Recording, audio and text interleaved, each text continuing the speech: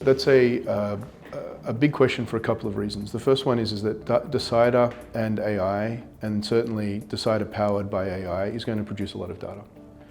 A huge amount of that data is going to be extremely valuable. A huge amount of that data is also going to be, let's say, very proprietary and very sensitive. And so we're very aware of that. So there's a couple of different strategies. The first one is we don't shirk responsibility. We believe it's our responsibility to make sure that that data is secure. We believe that it's important for us to go down much more complex pathways, like the ability to provide federated data so that each individual or each individual organization can have their own data store. And we also are, let's say, realistic and live in the real world.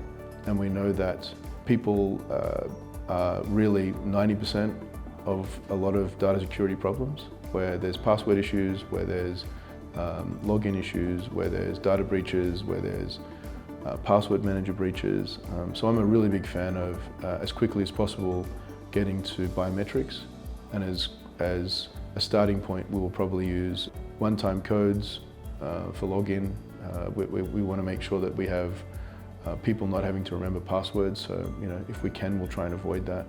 And then when we can't, and there will be plenty of situations where we can't, we'll try to make sure that biometrics play a very big role. And so we really want to lock down access, but we also know that there's an opportunity to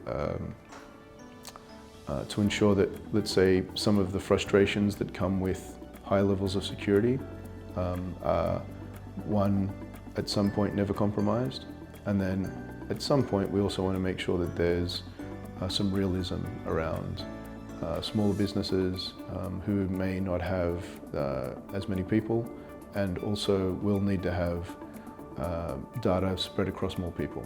And so we'll think about making sure that people understand that every single interaction with Decidr will be recorded, every single API call and every single display of that information will be recorded. And something we haven't spoken about a lot, you can ask me in some quickfire questions, but a huge amount of interactions are going to be AI to AI. And so that's a new type of interesting challenge.